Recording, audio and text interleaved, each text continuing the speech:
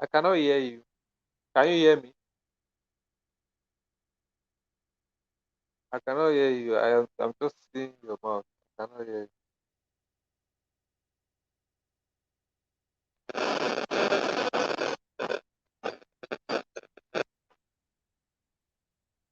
I cannot hear you.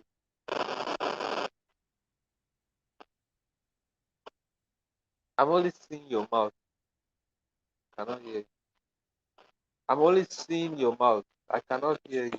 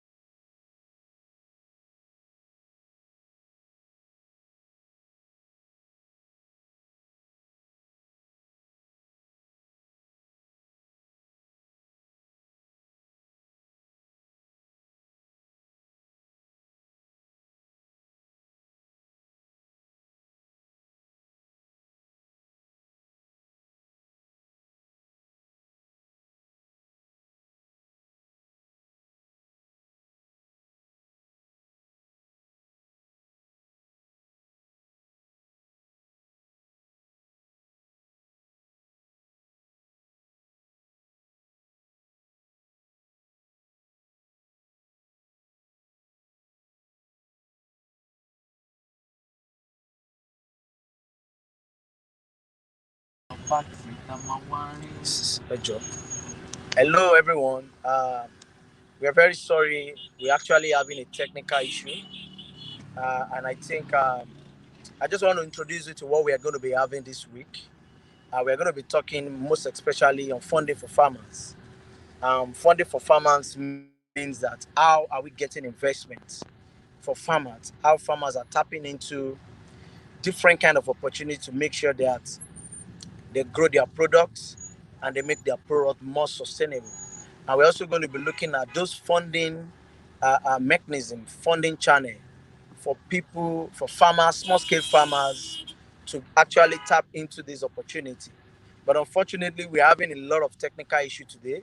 I want to plead with all our fans, all our guests, all our people that always watch us on every Wednesday, that we surely make sure that we make this up by next week. So please stay online and engage with us as we also try to bring our guests. I'm sure our guest maybe is going to be online presently. Okay, Mr. Femi, can you see me? Mr. Femi, can you hear me now? Yes, I can hear you. Hello, Mr. Femi, can you hear me? I can hear you. Can you hear me? Hello. Hello, can you hear me? Yes, I can hear you very well. You can hear me as well. I can hear you. Okay, so thank you very much for coming on board. Quick one so that we can just round up very fast because this is our first edition for the Funding for Farmers. And as you all know that our Climate Wednesday happens on every Wednesday throughout the year, and monthly we dedicate a conversation to a specific issue that we see that is happening across Africa. So can you please introduce yourself and what you do? Thank you very much. Okay. Good afternoon, everyone. My name is Femi Royale, and I'm an Agri-Tech consultant. Uh, I work with youth across the country to engage in agribusiness, pretty much uh, fostering their engagement, leveraging innovation and technology. Founded my farm base Africa sometime in 2017, and we've since done a whole lot for a couple of youth to access financing and develop the agricultural enterprises across the country. Thank Yeah, thank you very much, Mr. Femi. And we've seen a lot of work you have been doing and how you are impacting, most especially small scale older farmers, which they are the one that's actually contributing to the growth of the food we are eating. So, sir, looking at our topic today and the area that we are looking at, we are talking about funding for farmers. So, and we are looking at how we can mobilize funds for agri-SMEs, most especially people that are doing farming in a smaller scale, because majority of them don't actually have this opportunity to get funding. So, what can you say about this topic, and what are the things that we need to start looking at when we are raising funding for small scale farmers? you. So for small scale, for agriculture, I mean, I'll start from a very, very basic background, so maybe from what everybody knows, what you don't know. So what you know is that essentially agriculture is the backbone of uh, economy in Africa, more importantly in Nigeria.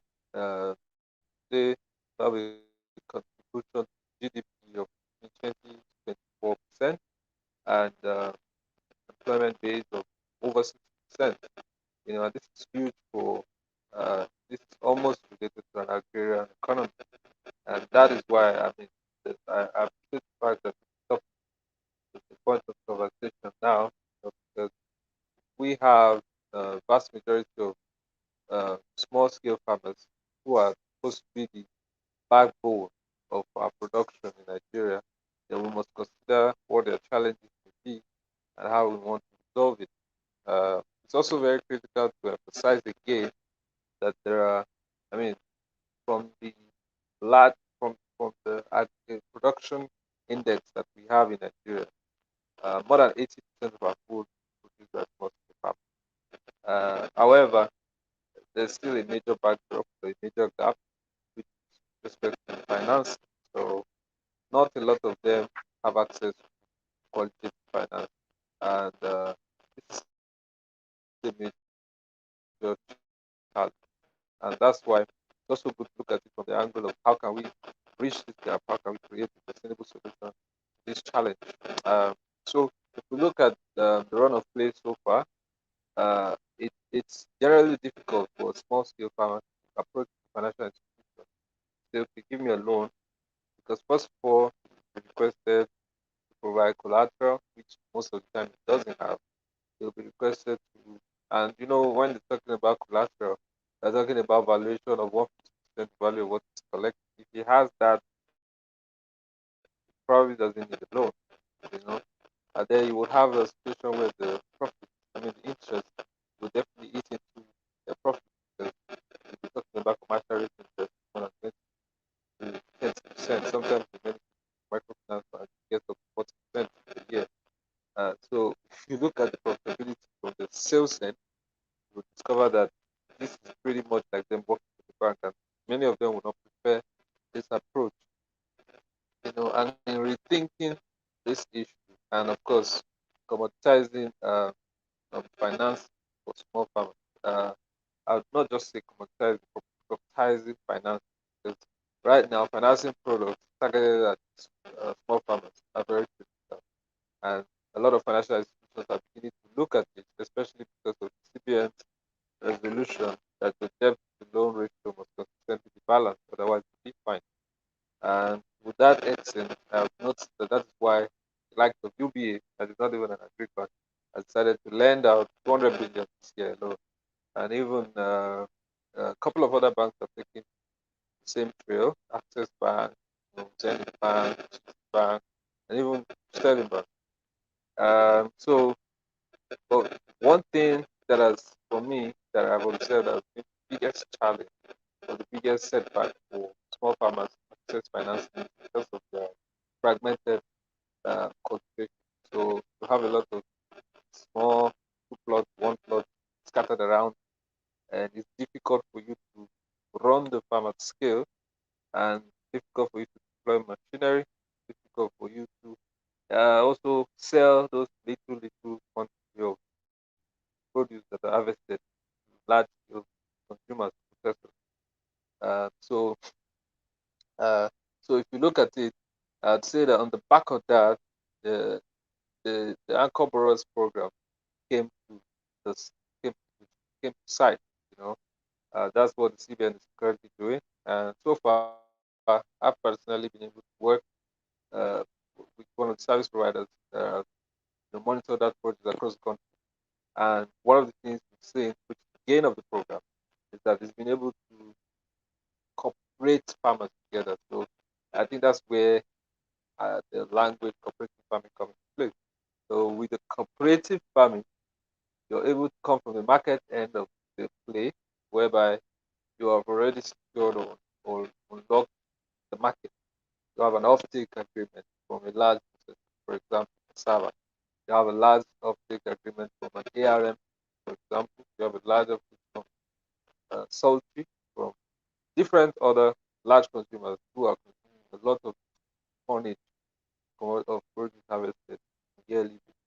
So that aspect gets secured, and then you move a step further to also ensure that the production end is tightened, whereby you're saying that, okay, let's have uh, contiguous land. So contiguous land is, I'm not saying that I have two plots here and then another two plots 10 kilometers after that, but I'm saying that in this close radius, I have 100 hectares, and maybe I have 5 hectares per farmer. And so with that, I can deploy machinery, and on the basis of economics of scale, I can reduce my cost of machinery and, of course, maximize my output on their farm. And as a result, I can do a lot more with a lot less. I can achieve a lot more, deploying a lot less resources. And of course, uh, you know, if by the time it's the point of harvest, you would have actually, um, you would have economized your margin, or your deployment of resources, especially at the input end, in terms of seedling, terms of the fertilizers, the chemicals, and all of the key factors or elements that are needed in your production up until harvest. So by the time you calculate your cost, you're deducting it from your sales, you discover that your margins are very reasonable and that's productive for most farmers. And in this case, because it's also under the CBN scale, there's a 9% interest rate as a result. So it means that rather than you go for a 40%, 30%, 20%, it's just a 9% interest rate that's taken away. So by the time the farmer is going home at the end of the season, he's very excited, happy because he has made a lot of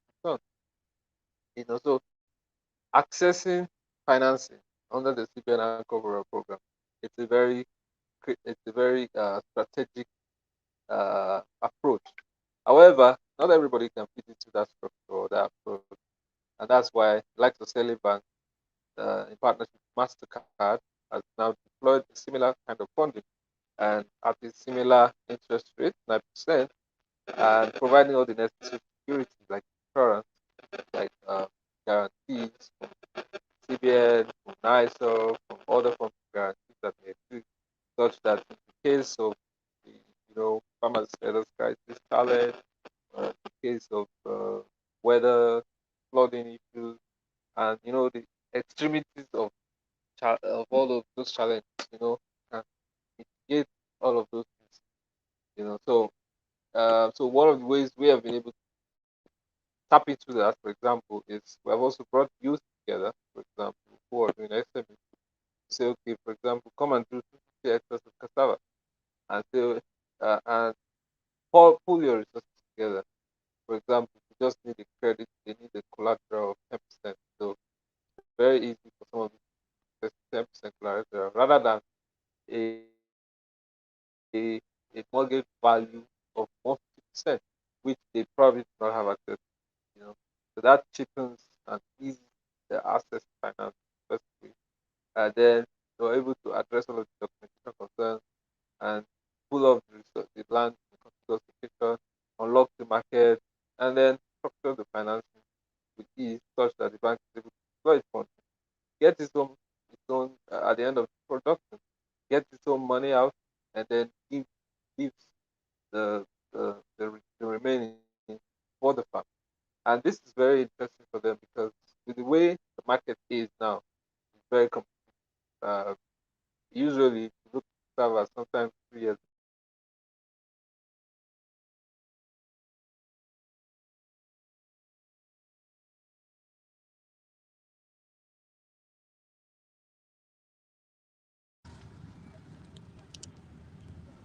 So Hello, Mr. Femi. can you hear me now? Okay. It was trading at some Yeah. 77,000 naira. So by the time you subtract that uh, that improvement in price, you see that the very tremendous margin.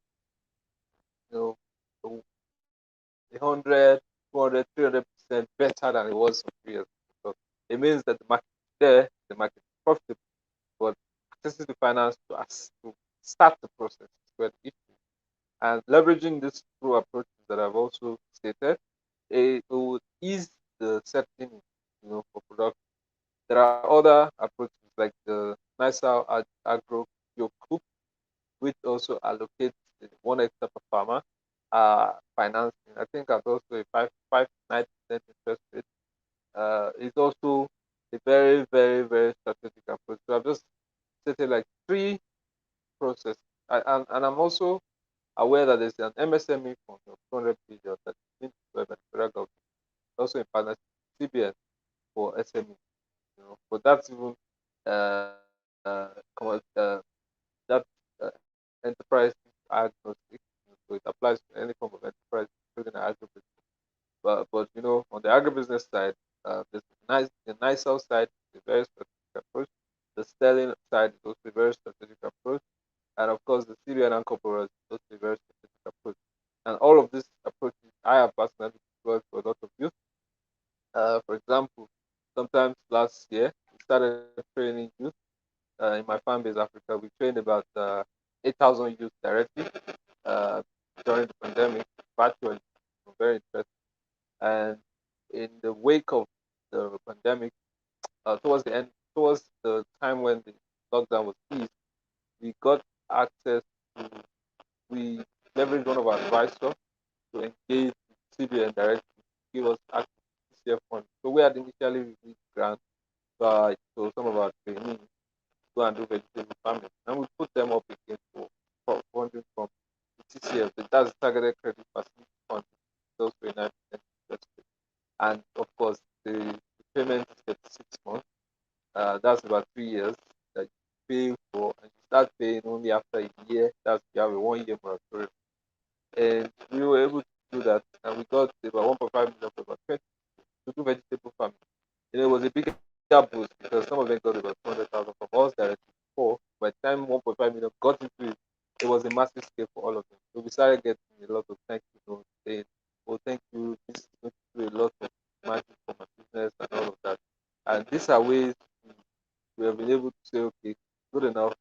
Um, Youth, smallholder farmers, agri-SMEs, generally need access to finance, and if we're able to productize this finance, I mean, leveraging partnerships with public institutions like CBN, the NISA, private institutions like financial institutions, the banks and microfinance banks, development banks, and all forms of banks like this, it will then have some form of uh, leverage for the SMEs because, uh, for example, what I see from what the Sterling market is doing, for example, is the blended finance.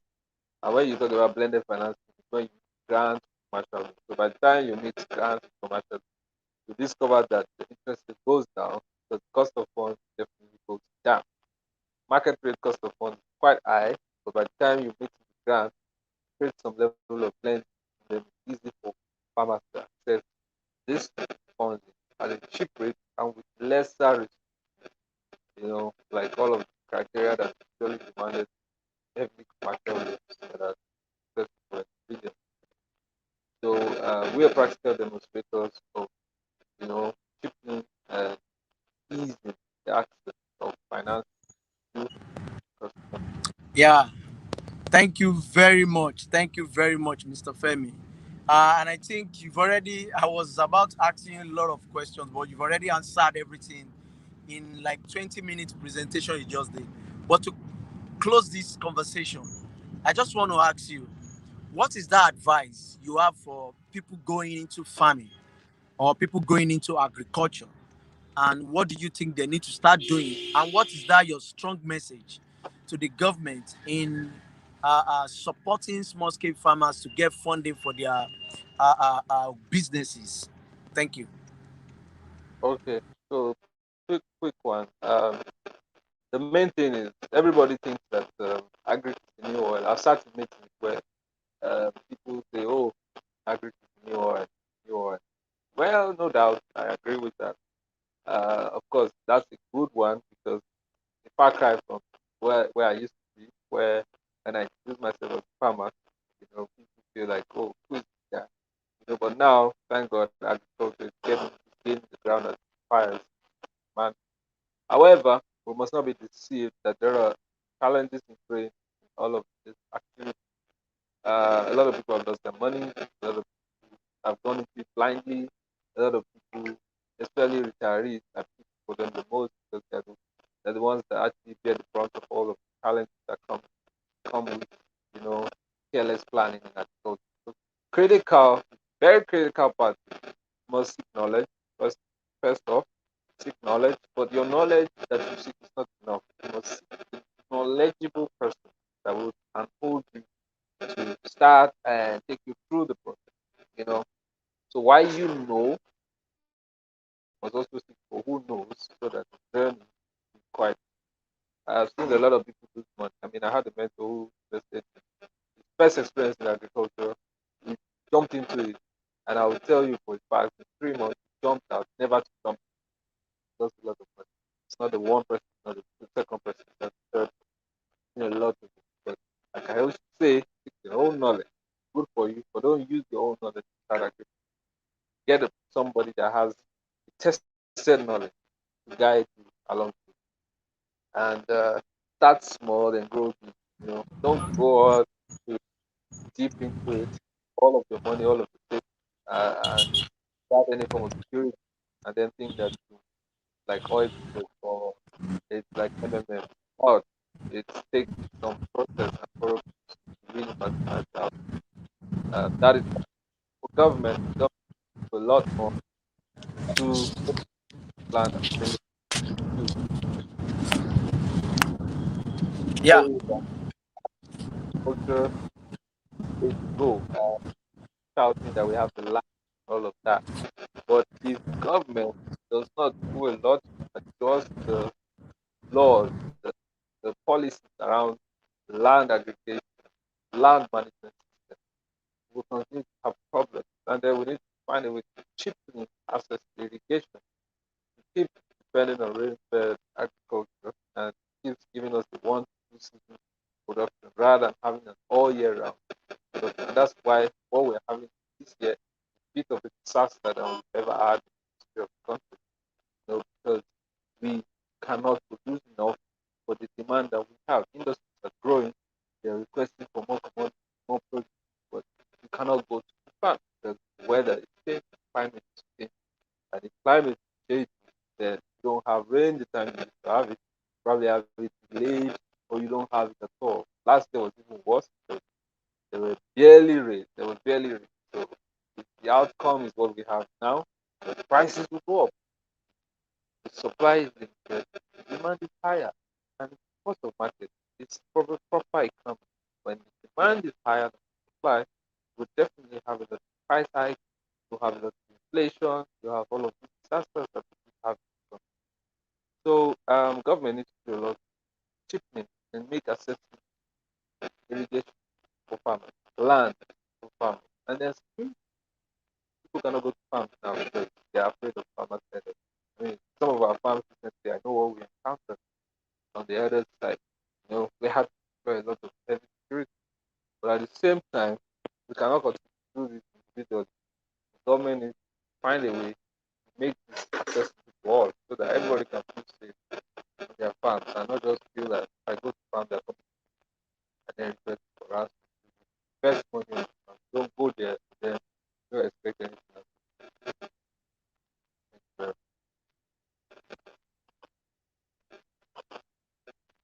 yes, thank you very much, Mr. Femi. I really appreciate your time today on Climate Wednesday. And thank you for all the recommendation towards the government and how can small scale the farmers actually tapping into opportunity for farming. I really appreciate you and we hope to have it some other time when we're having this kind of conversation. Thank you so much and have a great evening ahead. Thank you. Thank you for